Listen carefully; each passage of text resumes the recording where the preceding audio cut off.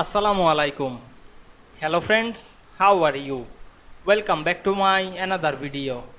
In this video, I am going to show you how to draw three-dimensional shapes in Excel.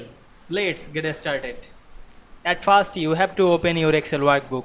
Now you want to draw three-dimensional shape? Go to the Insert menu. Select the Shape drop-down menu. You can choose any shape. Now I am select the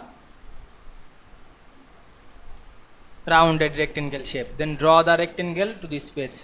Select the shape and go to the shape format menu. Select shape fill and choose any color. You can select outline, otherwise make none. Now I am remove the outline. Now we want to make the shape 3D. Select the shape effect option and choose the bevel option and select any bevel. Go back again and select the 3D rotation and rotate the shape 3D. Now we can see we draw a 3D dimensional shape very easily. I hope you enjoyed my video. Please like, comment, share and subscribe my channel. Thanks for watching.